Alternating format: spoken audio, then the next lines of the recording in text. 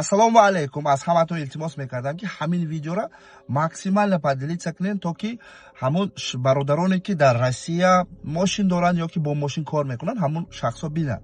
Бинен, қонуни наве ки дар Россия дар соли 2025 қабул шуд, аз 1 апрели 2025 шахсоне ки вид на жительство ё ки гражданство дорад, дигар наметавонанд бо праваи тоҷикӣ мошин ҳай кунад, мошин ронад.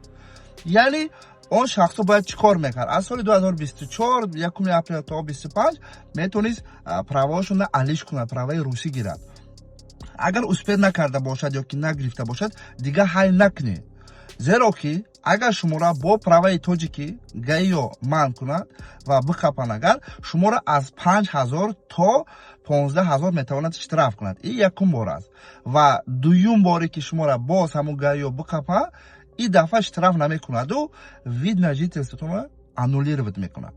Ба ҳамин хотир эҳтиёт шавед ва мехостем ки ҳамин видеоро ба ҳамон шахсоне ки дар Россия кор мекунанд роӣ кунед, бифаҳманд ва хабардор шаванд.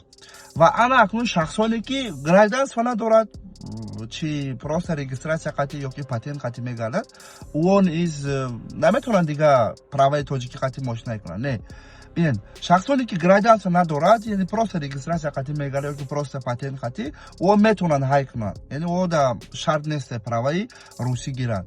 Ва шахсоне ки вид дорад, гражданство дорад, о бояд ҳатман праваи русӣ доштанашон шарт ва зарур аст. Ассалому алейкум.